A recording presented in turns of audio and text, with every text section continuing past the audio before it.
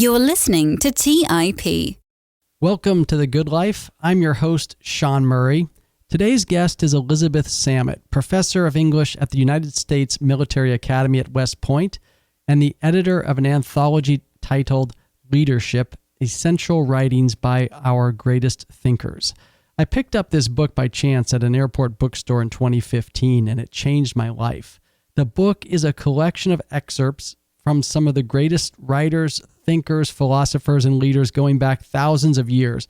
In this collection, you'll find everything from Homer, Thucydides, Plutarch, Montaigne, Machiavelli, Shakespeare, and in more modern times, Churchill, Lincoln, Grant, Gandhi, Mandela, Martin Luther King Jr., just to name a few. Professor Samet has carefully selected writings. Sometimes it's a letter, sometimes it's a speech or poem, and other times it's an excerpt from a longer work. And each selection teaches the reader a specific lesson about leadership and life in general. She draws on these writings to teach the cadets at West Point how to be leaders in the grand sense: thoughtful, ethical, strategic, principled, and purposeful. On the show today, she's going to share a few of these stories and the corresponding lessons that will help us become better leaders and hopefully live more meaningful, purposeful lives.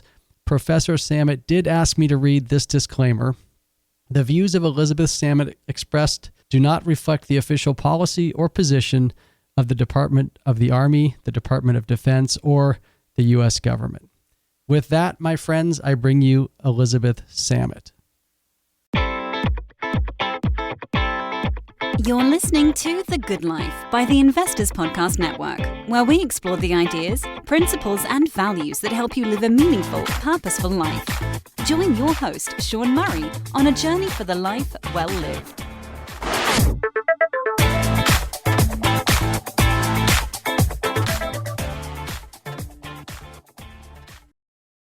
Elizabeth, welcome to the Good Life podcast. Thanks so much. It's a pleasure to be with you, Sean. Can you talk a little bit about the idea behind this book and, where it came from and what you were trying to achieve? Sure. So my approach, obviously, as you well know, in the academy, leadership studies is really dominated by social scientists. But I am an English professor who teaches at a military academy, and so I have a slightly different perspective. So that the idea that was that the book would complement those works done by social scientists and draw upon my strengths and my interests and what I teach, which of course is literature. I'm also interested in literary history, and my texts do range. So the idea was to use my discipline of literature as a foundation, and also to include many of those texts that aren't necessarily immediately connected to leadership studies.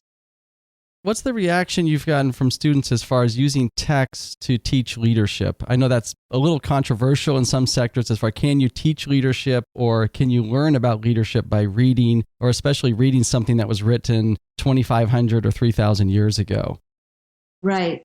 Well, the philosophy of the institution where I teach is, of course, that leaders can be developed. The whole process contributes to leader development. My own personal philosophy harmonizes with that, but I also think that the texts from which one can learn most about leadership, as I've suggested, have no overt connection to leadership. The other thing I think is that I don't teach these texts as leader development texts. I teach them because I think they're interesting texts. And so the leader development that happens is, in a sense, implied rather than explicit.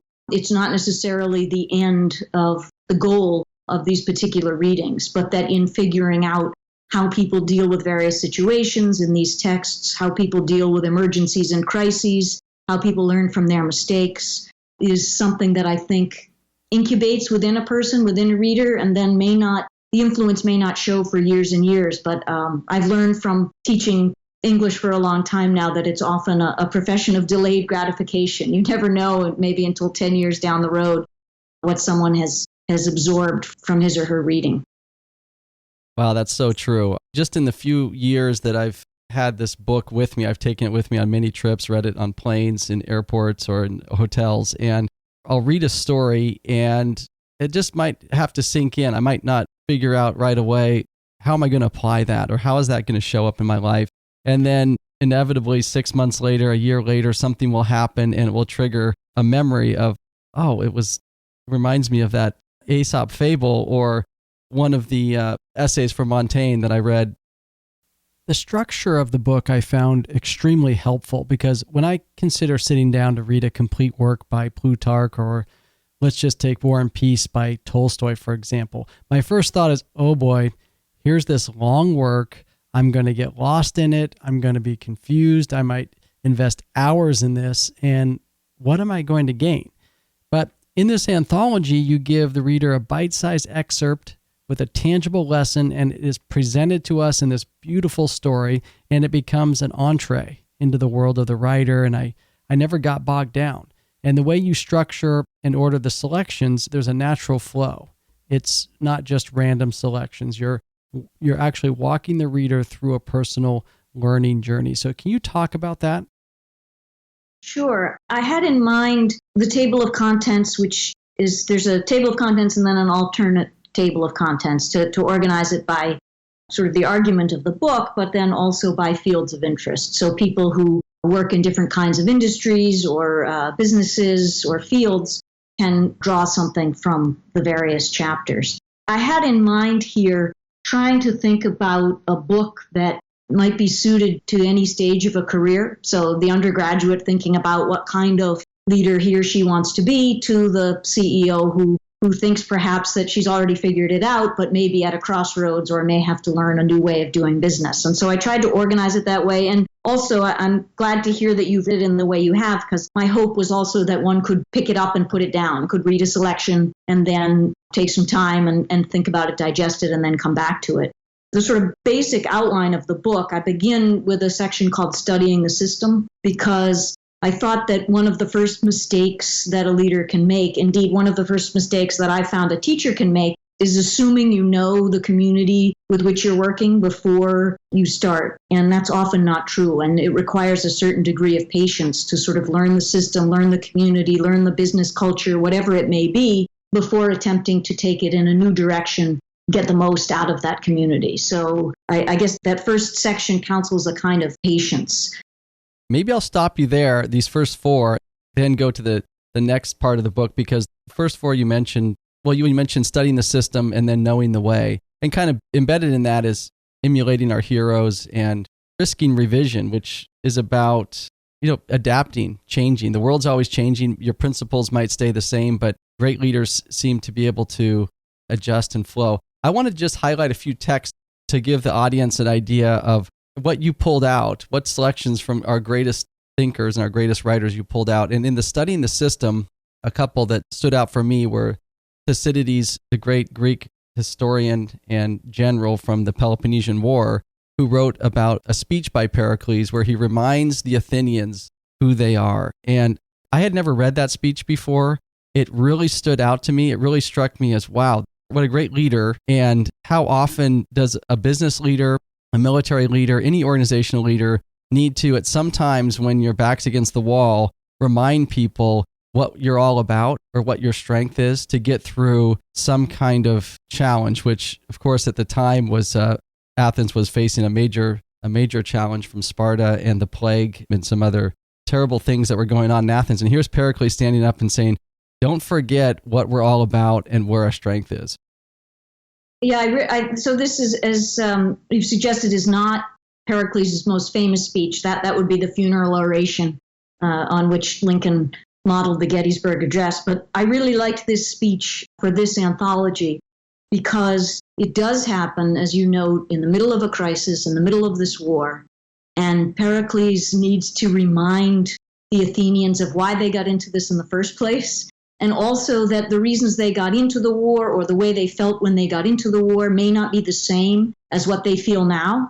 And I think that that's important to think about. The reasons for going may not be the reasons for staying. The other thing he reminds them of, because of course they are a great democracy, they think of themselves as a great democracy, but also he suggested, because of their dominance on the sea, that they're also an empire now. And they may not realize they're an empire, but they need to think about themselves that way. And he says that, it's dangerous to keep it, but it's more dangerous to let it go. And so he's trying to sort of tell them help them understand that their culture has changed. And I think that can happen, and it can take people unawares, especially when they're in crisis mode, that the ground truths have changed and they need to sort of be able to figure out their relationship to them. Great example of a leader sort of giving context to the organization or the country they're leading and helping them see the challenges they face and kind of pointing a way to navigate through. The other selection, and there's probably 8 or 10 selections that you put into studying the system, Moby Dick, Herman Melville, you pulled this short chapter story. I'm not sure if it was a complete chapter, but you pulled this story out of Moby Dick. I've tried to read Moby Dick and I've never made it all the way through. There's times the writing just pops off the page and other times it just seems like I'm slogging through. And, I get the big metaphor. The metaphor comes up all the time and it just never really, resonated with me. And then you pulled this section out. I don't remember reading. I'm sure I did because I think it's fairly early in the book. It's about the monkey rope. Talk a little bit about that. When I read that, I thought, wow, this is really describing the world we live in today in so many ways. Well, I think your experience with Melville's novel is not unusual. I think many people have that experience. Maybe it requires a sort of a certain patience and dedication that most people don't have time for. I think it does reward reading, but it's also full of sort of really wild and unexpected insights, and that's why I think it deserves time. But this one in particular, one of my favorite sections as well, describes the monkey rope is the rope that ties the sailor who is on the captured whale, in the process of trying to cut it up and prepare it, to extract the blubber from the whale. And that it's a very perilous business to be perched on this rotating carcass of a whale at sea. And so the system that is set up on this ship is to tie this sailor to another sailor who is on the deck of the ship. And this is, of course, narrated by Ishmael, to whom the whaler in the water is tied. And so this becomes a great symbol, and it reinforces for Ishmael how intimately he is connected to the various people in the world. And for Melville, this has a particular 19th century urban industrial context in that Ishmael uses this moment to think about all the ways he's tied to people he doesn't even know. And so he talks about being tied to one's banker, being tied to a pharmacist, being tied to all these people with whom we collide. And of course, this is even truer now in a global world. And so the idea of being tied, your fate is tied to strangers, and what might that mean? And so this is the occasion for that particular meditation. Yeah, and I found it powerful. And in my work where I do leadership development, it has come up recently in workshops and working with clients is this idea that decisions made almost anywhere in an organization can have a huge impact because we're all connected. A good example is the United Airlines incident from a couple years ago where a passenger was, physically pulled off a plane. It was filmed on someone's phone. And that incident there, obviously we were all connected to that incident. In the past, something like that could have happened. Maybe it would impact the 30 people on the plane that saw it and maybe their 5 friends that they told. But now immediately it gets out to 100 million people. It creates billions of dollars in market value loss for United. And this is the sort of world that we live in now with Twitter and social media. And I thought, wow, Melville was capturing that. This kind of gets to the heart of what I found fascinating about your book and where it really opened my eyes to reading some of these great thinkers is that this wisdom is out there and it's relevant. You just have to find it and spend a little time reflecting. Yeah. I think we have a bias toward the contemporary and the current, but if you do dig around in older texts, I think you do find some really surprising connections, and that's what makes them stick with us, because I don't think we expect to find, Melville's world was so different, Thucydides' world was so different, but there are certain timeless constants that reinforce for us sort of perennial challenges. Early on in the anthology, you were mentioning when you talked about the structure that you have, in addition to the chapters, you have these sections called albums, which highlight skills. If the chapters sort of highlight steps along the leader's journey or phases or thresholds that the leader would walk through as you go through your journey, you also need some skills along the way. And the first one that comes up was the artist of deep attention is what you called it. And you pulled some selections from writers that had to do with how do you stay focused in a distracted world. The one that stood out for me was Seneca. He's writing in this very loud, noisy place. And what struck me was, that Rome was a very loud place. We think that our world is loud. We think that our world is noisy with all these apps and with everything that's going on, our distractions and our phones. But it's really nothing new under the sun. Seneca was dealing with something very similar. And we get to get right into his mind and find out, well, how did he deal with this? Tell me a little bit about this selection and how you found it and why you put it in here. Well, I love this one because it does feel very, in a weird way, very contemporary. He chooses this place to live and work where it's the noisiest possible place, and he details all the things that are going on. I mean, it's near a gym, and so he's got all these people making all these noises and shouts, and there's a pool there, and they're leaping into the pool. And he chooses this place, and in order to refine his concentration and block things out, he says that he's hardened himself against all these disturbances. He is forcing himself to focus on his mind and not be distracted by outside events. And his point is that this sort of search we have for tranquility, we think that if we lock ourselves in a silent room, we'll gain some kind of concentration. But his point is you need a kind of inner tranquility. And you can set up all the conditions of silence you want, but if you are turbulent and restless and distracted inside, you will continue to be that way. And so he's using this to sort of think about the ways in which we might best achieve a self-knowledge and a self-awareness that helps us to sort of direct ourselves. And then my favorite part of the essay is that at the end, he says, after all this, and after he says it's not outside but inside peace, he said, but I'm also really tired of living where I am. So it was an experiment, and I think I'm going to move. Yeah, he tested himself. He put himself in a noisy environment just to see how he could improve his focus and his attention. And again, what stood out for me was that we sometimes think in this modern world that it's, we're dealing with these challenges for the first time, and we're really not. Another section that really had an impact on me was the George Orwell essay, Shooting the Elephant. I had not read that essay before. I'm a big Orwell fan. For me, it was this incredible metaphor, revealed the impact of culture. Sometimes things get started and you really lose control.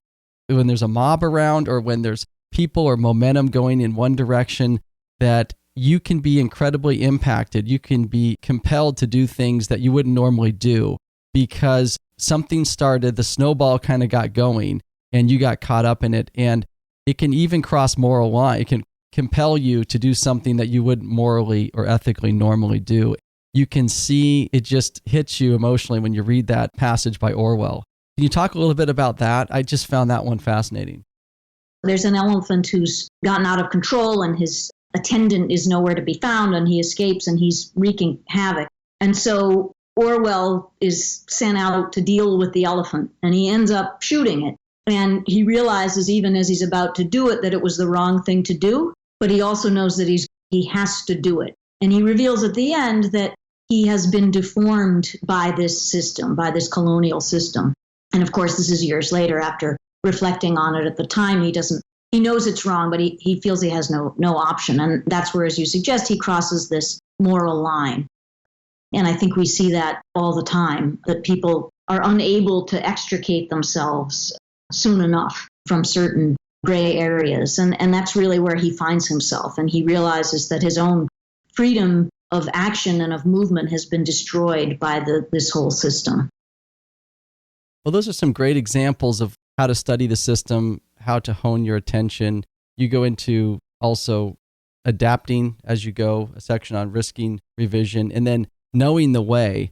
That, to me, is the first chapter where you say, okay, how are you going to move? How are you going to find yourself? How are you going to follow the truth, be the best possible leader you can be, and lead your organization towards its vision? And I think it was the first section where you started to bring in some Eastern texts, which I wasn't as familiar with. So you bring in Lao Tzu from the Tao Te Ching and Sun Tzu from the Art of War. And I found the lyrical poetry of the way the Eastern world thinks about finding the way to be, it's very different. Maybe it was just where I was in my life, but I found it to be quite refreshing to just look at it from a different perspective. Very sparse as far as the words at times, just very simple phrases and repetition that just sort of reminds you of what the truth is and what the path to enlightenment. Yeah, I think so. That one of the things that this section wrestles with is this relationship between contemplation and action. And I think we have, in today's world, I think the pendulum swings back and forth, but I think we certainly have a bias for action and also a bias for practical experience.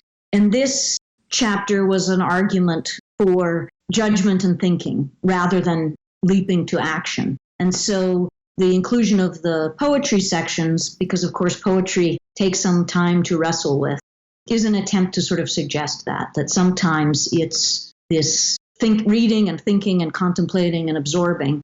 The other thing that particularly the Tao Te Ching talks about is this idea of not necessarily seeking to control nature, but dwelling within it. And several of the selections, even from a very different tradition, the selection from Tolstoy's War and Peace wrestles with a similar problem, which is this fantasy we have of total control, that we can control everything, and that it's only a matter of figuring out how in order to do that. And I think that's really a fantasy. I think it happens in military culture. I think it happens in civilian cultures. So the idea here is to sort of accept that you cannot control everything. Yeah, I found the passage from Tolstoy to be also very compelling, very revealing. It motivated me to read War and Peace. I haven't read it yet, but I had never picked up Tolstoy before that section. And incredible writing, incredible insight into humans and how we think and how we interact. You also have a section from The Art of War.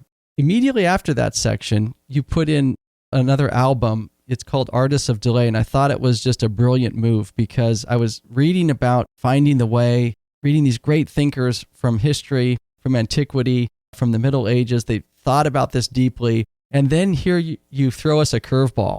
And I thought it was great because then you said, well, sometimes the way is actually to delay.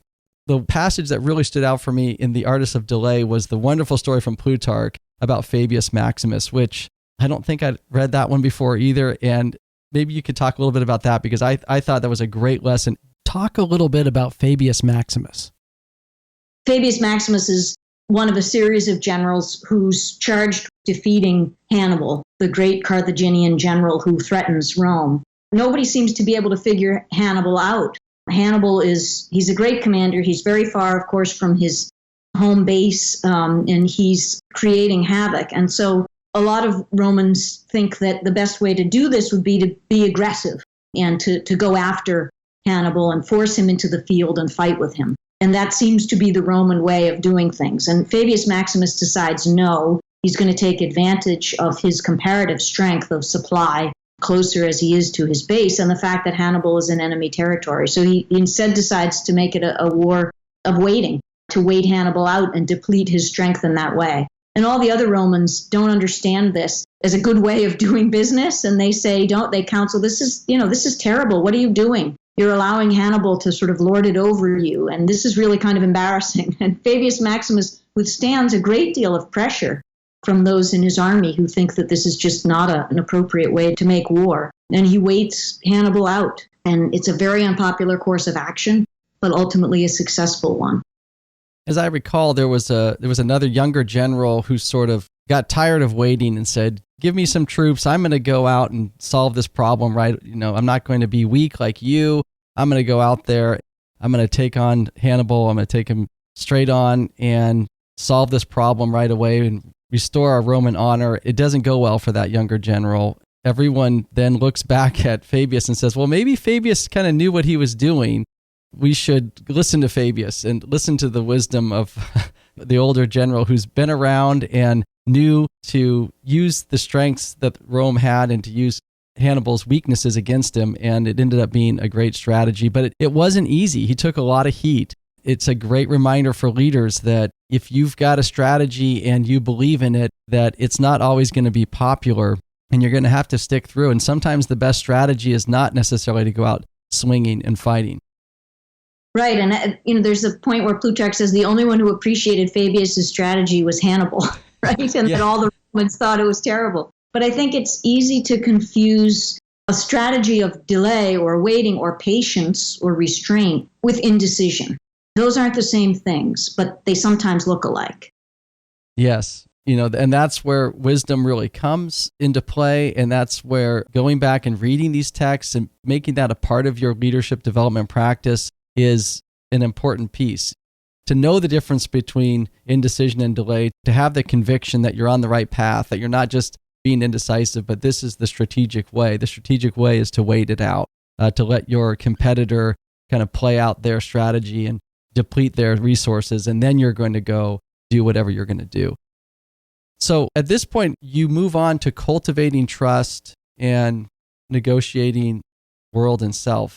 Talk a little bit about those sections, and if there's a section that you want to highlight, I'd be happy to talk about that as well. The next several sections think about once a leader has a principle and a philosophy and is also willing to change and adapt and to risk revision, sort of thinking about what kinds of culture to foster. And I think cultivating trust is a particularly important one. Trust is something that everybody is talking about these days. I think people have different ideas about it, or they think there's some shortcut to cultivating it, but it sometimes takes a great deal of time. Fabius is a great example of that. But I think it's extremely important. I think one of the keys to cultivating trust is a willingness to sort of underwrite failure and to let people who work with and for you find their own way. And that requires sometimes an inordinate amount of patience and time. But I don't think there's any shortcut to empowering people who are part of your culture, whatever industry that may be. Well, one of the sections that for me in cultivating trust was the Martin Dempsey essay on mission command, which comes from your world at West Point in the U.S. military. What I got out of that essay was Dempsey was arguing that the effective military leader of the future is going to be much more about communicating the vision. This is where we need to go. This is the strategy. I'm going to let my subordinates, my colonels, my officers figure out how to do that on the ground. And we're not going to dictate command and control, I guess is the way I think about the alternative form of leadership that maybe we sometimes think about when we think about the U.S. military. I think that's changed. You have better insight into that than I do, obviously, but he was making an argument for we've got to trust that the people that work for us, the people that are in our organization, are going to know the best way to implement and execute on a strategy. Right, and I think so. This is it's sort of an older tradition that actually dates from the Prussian army that fought with Napoleon. And the idea sort of revived and popularized by Martin Dempsey when he was the chief of staff of the army and then the chairman of the Joint Chiefs of Staff, was this idea of mission command, which requires a faith not only in the people with whom you work, but also in the system that trained them. So that the idea of mission command is that the commander's intent, as you've noted, needs to be communicated. But then the best way to go about achieving it is left to one's subordinates. And that is a real hands-off style of leadership. It's one that I think, at least in the last 18 years, has been necessitated in many ways by the kinds of wars we've been fighting. But I think it has an applicability far beyond the military. But I think a lot of senior leaders in uniform and out, you can easily understand, might be uncomfortable with this, and the idea that you're ceding a certain amount of control, and that it has to be underwritten by mutual trust and confidence. After the section on cultivating trust, again, you throw us a little curveball, which again, I just love the way that you juxtapose some of these essays. You offer a selection of essays that are about con artists, opposite of building trust. And, some of them are, are sort of warnings that, hey, there's some people out there that are nefarious, or they're going to be trying to con you, trick you, and you've got to be careful. You've got to be aware that these people are out there. But you also threw a few in that section that I would say argue for sometimes the way forward is telling 100% of the truth may not be the best way to get what you need at all times. And this kind of goes back to an ancient argument about is there a good lie or is there a bad lie? But it felt like there also were The section I'm thinking of is, or the essay I was thinking of was the Mervyn Leroy essay, who was an actor or an extra on a set of a movie by Cecil B. DeMille early in the 20th century. And he talks about being a part of this Hollywood set. This was on the set of Moses, as I recall, and DeMille was the director, and he wanted to get the most out of his actors. He wanted to get the most out of the extras that were there. And at one point, he tells a little white lie to his set. As you probably recall, he says something like, someone on the set has died. It's been tragic. And everyone, I just want a moment of silence. And everyone takes on this solemn demeanor, and he gets the shot that he needs for his movie. And it was a little deception, but he ended up getting what he wanted. And in the end, it was the con artist as artist, I guess. But you talk a little bit about that section, and if you want to mention anything about the essay about DeMille, I'd be interested in that too. Well, this section is one of my favorites in that it is sort of counterintuitive. Why is this here? But it highlights a couple of things for me. The first is that I think leadership is a kind of performance, in part. And I don't think that this is necessarily a bad thing. We all perform a variety of roles in public. And I think we just have to accept that. I think a performance can be heartfelt, it can be honest. And I think the kind of deception that leaders often perform is that they don't share necessarily their own worries or anxieties with those around them. So there is a sort of stoicism, I think, that some leaders feel it is important to display in order to give some kind of strength and confidence to those who work with them.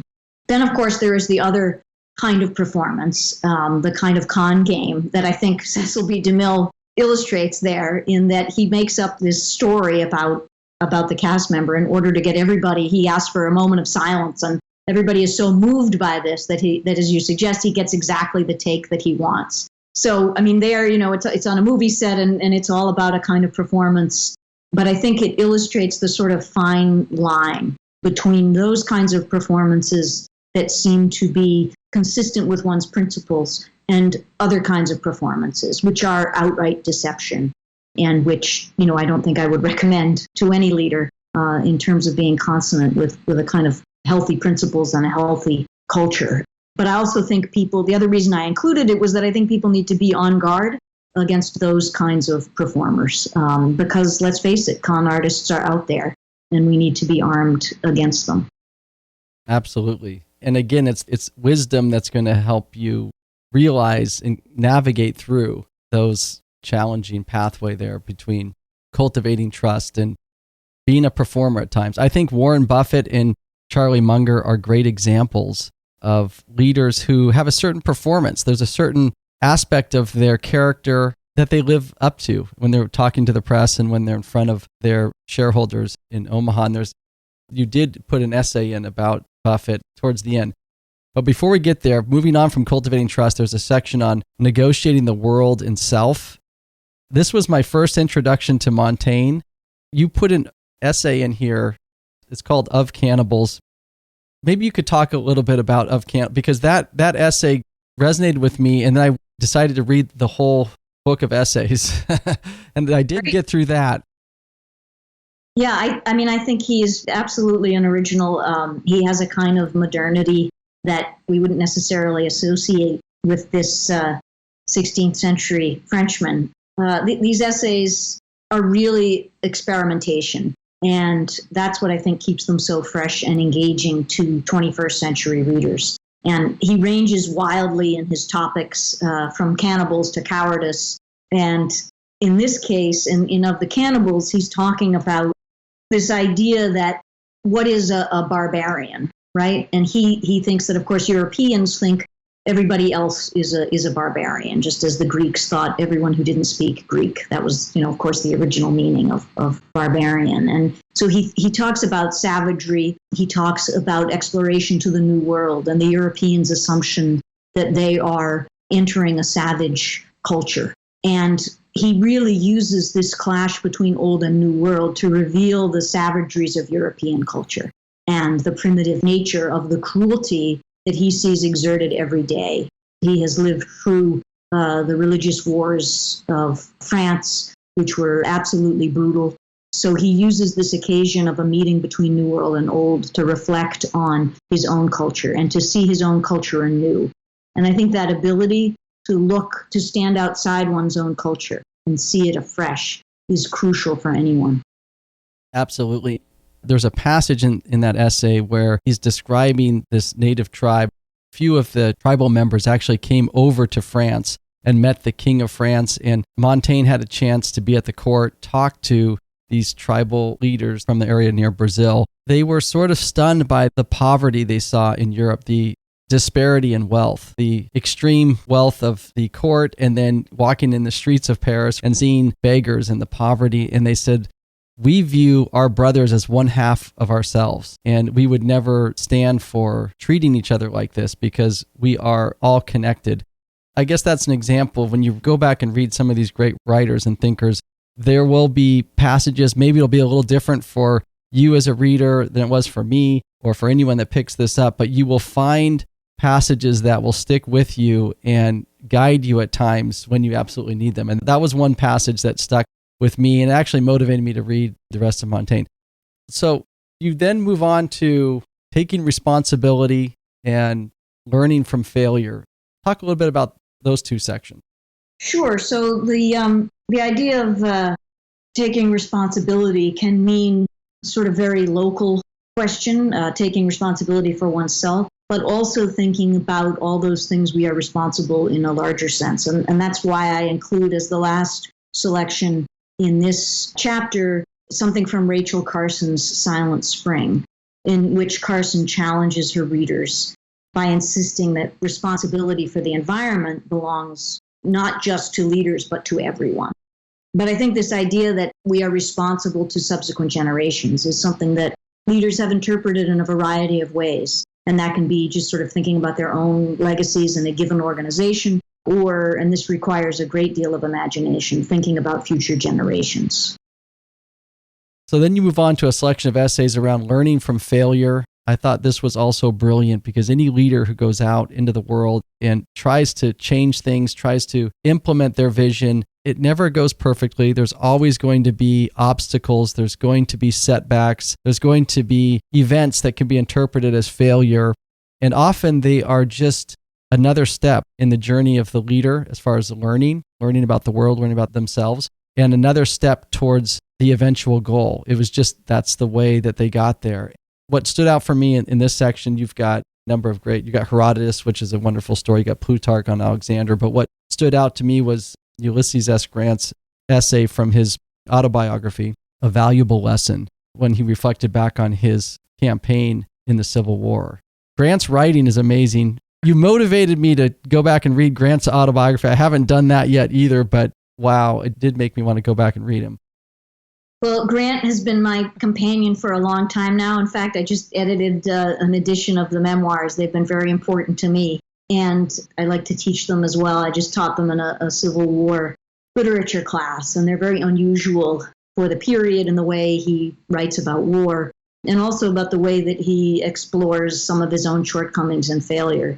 When I was compiling this anthology, there were moments when I thought the entire thing could be about, it could be an anthology about just learning from failure, because there are so many more examples of it than there are success, I think, in the annals of world history. Grant's in particular, though, thinking about it, it's a moment early in his career, the first time in command. He had been in combat before in the Mexican War, but he hadn't really been in command of anyone. And this is the first time that he is in command. And he faces a moment not unlike that of Fabius Maximus, where the culture in which he works sort of discourages taking stock of things and waiting and sending out actually a reconnaissance, in this case, to find out where his adversary is. But he says that he lacks the moral courage to call a halt. And so he goes after this Confederate commander, and the Confederate commander has just decamped, so nothing really happens there. But he takes from that he learns a valuable lesson, that the enemy is just as afraid of him as he is of the enemy. And that's one that stands him in good stead. But he doesn't sort of celebrate this rashness that he demonstrated. Instead, he reveals it to be a kind of failure of nerve. He reveals to his readers the emotional state, the fear that he felt as he was leading this group and the self-doubt that plagued him at times, and how it could almost cripple you. If you let the fear of engaging with the enemy really get to you, you could be crippled. And then he flips it around and says, and by the way, what I take from this is the enemy is feeling the same thing. And if I can emotionally control my fear and have my composure and my temperament as I lead, then I'm going to have that advantage. He was very fortunate in discovering that he had great physical courage under fire, and his calm was remarkable, and I think inspired calm in others as well. The next section is about resisting the system. So talk a little bit about that. Sort of envision this system, this section, resisting the system, as one where people come to a point where their principles can no longer accord with the system. And so they are forced to resist it in some way in order to stay true to those principles. Yes, and in this section, you have a number of great writers and thinkers who have resisted the system, including Gandhi, Mandela, and Martin Luther King Jr. But the one that really impacted me was the story about Frederick Douglass in his autobiography, and it reveals a young man who's coming up in this oppressive system of slavery, yet he realizes that he has the power within himself to break free from his bondage and become a free man, a free human being. And the thing I like about this section, which comes from his narrative from 1845, his first autobiography, is that he figures this out when he learns to read. He's taught to read, and initially anyway, by his mistress, as he calls her, until the master says, this is a terrible idea. Once you teach Frederick to read, he will be discontent.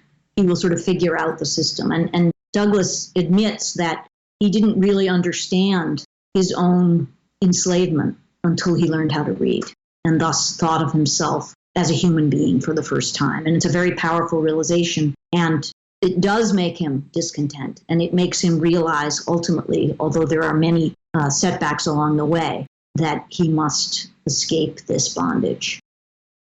Then you move on to the subject of judgment and decision-making, which is so important, and you choose for this section a number of letters from Abraham Lincoln. The one that really stood out to me was the letter that President Lincoln wrote to General Grant during the Civil War, where he admits to Grant, you were right, I was wrong. And it's so refreshing to hear a leader say that. I love that letter as well, and I think it reveals a lot about Lincoln's leadership style. He did disagree. It was about the operations around Vicksburg, and Lincoln really wasn't sure what Grant was up to, as Grant was trying to figure out the best way to take the fort. And Lincoln just said, I figured you knew your business better than I did, so I kept my reservations to myself for the most part. But then what I love about this was that there's no compulsion for him to admit this.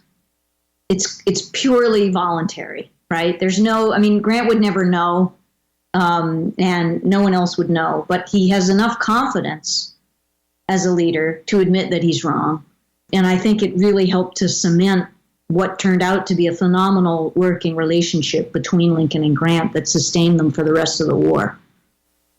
Your final section, disciplining desire and letting go. And the disciplined desire for me was about, as a leader, as you achieve success, as you cultivate perhaps ambition, perhaps this will to go out and conquer in some way, you've got to be careful, because when you stoke those flames, they can get out of control. And you have these cautionary tales. The big one in that section was you just took a whole play from Shakespeare and dropped it into your anthology. You put Macbeth right there, bam. When you read Shakespeare, you realize that here's someone who understood people, who understood culture, understood how people were motivated, wrote beautifully about how the world really works. Most of his great plays are tragedies, so they're examples of what not to do. Be careful. They're warnings. You can, as high as you are in life or as close as you are to getting the throne, in this case with Macbeth, be careful what you do and what you wish for, because it can lead down a very, very dark road. So yeah, and I wanted to put a whole play in there because it demands a kind of attention that I'm trying to advocate for, a kind of deep attention rather than putting it in excerpt, although I do have excerpts from other Shakespeare plays along the way. I also put it in, I think it's not the play that most leadership courses would put in. I think King Lear tends to be a go-to Shakespeare text for leadership discussions. So I wanted to throw something different in there. And the reason is that I think Macbeth, it teaches us that ambition is a morally neutral attribute. I think sometimes we tend to condemn it, and then sometimes we tend to celebrate it. But it's neither good nor bad. It's what you make of it, and it's the discipline you have in exerting it. And I think that Macbeth is such an interesting leader because he has a lot of the attributes of a really phenomenal leader. And he knows his work. He is respected by all. He feels deeply kinship bonds and community. And I think as a result of that, that's what makes it tragic, that he's willing to betray all of these things. And it's never a question of not knowing all that he sacrifices. He's not a sort of typical villain in that way. He absolutely knows the difference between right and wrong, between pursuing a virtuous path and a criminal one, and he chooses the latter and realizes, I think, fairly early on that he's just sort of lost the ability to turn back. Yeah, and so that's what makes it so powerful for me. Yeah, once events start rolling, they get out of control, and it's a lot of blood shows up in that one. And then the final section, you've had this little coda, which I thought was great, called "Letting Go." If you think about your legacy as a leader. We started at the very beginning around studying the system and finding our heroes and finding the way and learning from failure and kind of going on this leadership journey. And then what do the great writers say about when it's time to let go?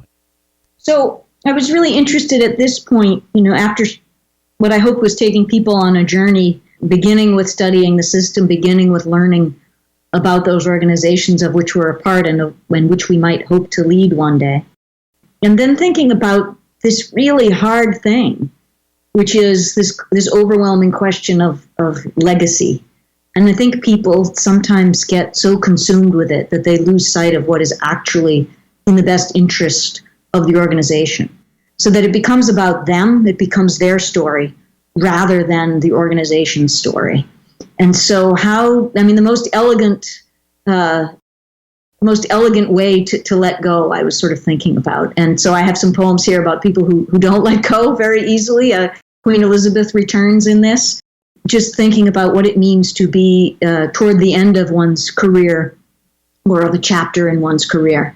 And that final responsibility of leaving an organization in an even stronger position than one found it. Yeah, the poem on Queen Elizabeth was the one that really stood out for me in that section. Inevitably, she declined. I'll let the readers in the audience enjoy that one. To wrap things up, talk a little about if there's leaders out there that want to explore some of these texts, that want to get more out of the great thinkers and writers of our past and really capture that wisdom in some way. Do you have any advice? It can be really overwhelming. It can be sometimes challenging to work through these texts. One thing that really helped me in this anthology was I never got bogged down in any one writer for too long. And if one of the selections that you put into the anthology didn't speak to me, I was not afraid to just go to the next section. And I did. And sometimes I would go back and, I skipped this one 5 times. Maybe I should eventually read it, And I think I've read the whole thing now, but if I did, it was because I jumped around 3 or 4 times and read several essays 3 or 4 times before I went and read a writer that didn't resonate with me right away. But what any advice for leaders that, how can we use these great thinkers? Well, I think your model here is a great one. I'm delighted to hear that you would reread some and then neglect others, and that's fine. Not every piece in an anthology is going to speak to every reader. That's I think the strength of an anthology, and I think to be able to read around in different sections is great. And then, as you've suggested, some writers you went and read more, right, with Montaigne and things like that. I think the other challenge I had as a teacher in making this anthology is that I love to luxuriate in long works. and I sometimes resist reading in excerpt. But I also realize that's a sort of fundamental fact, and that's sometimes our first introduction to a given work. So I tried to be as responsible as I could with the excerpts. And if they tantalize, and if you decide that you want to read more, then I've offered some guidance along the way in terms of context for those individual excerpts that a reader might then pursue. But I think that given the time constraints many people face, that sometimes reading an excerpt is the way in. And I also think, and maybe the example that you gave of Seneca is the best one. What does this old Roman have to tell us? And I think that's sometimes our tendency to think about, well, they couldn't possibly know, these people who lived so long ago. We're very presentist today, and I think we have a sort of snobbery about the unenlightened people of the past, right? And we view our own world and our own challenges as unprecedented. And I think that's to our detriment. And so part of my goal with this anthology was to suggest that, in fact, our challenges may look different from those of the past, but they have some fundamental continuities. And there is actually a lot that we might learn from thinking about the ways in which people who did live in totally different times faced those particular challenges. One of the words that my students use a lot as one of their criteria for whether they like something or not is that it's relatable. And I think that we have sort of surrendered to that idea. So things to which we can relate in some way are good. Things that we cannot relate to are bad. And I don't think we will ever grow unless we plunge into worlds that we can't initially relate to. And many of these things will seem very strange and weird to us. And I think you just have to have some patience and wait around and find those correspondences where we can. Well, you certainly opened my eyes to new worlds, different perspectives in this anthology. And I want to personally just thank you for putting it together. I want to encourage my listeners to pick it up, or if not this anthology, pick up some of these great thinkers from the past, try them out, build them into your practice of reflection and learning, because there's so much wisdom that we can learn from the past. Thank you so much for being on the Good Life podcast. Thanks, Sean. It was a great pleasure. Thank you for listening to TIP. To access our show notes, courses, or forums, go to theinvestorspodcast.com. This show is for entertainment purposes only. Before making any decisions, consult a professional. This show is copyrighted by the Investors Podcast Network. Written permissions must be granted before syndication or rebroadcasting.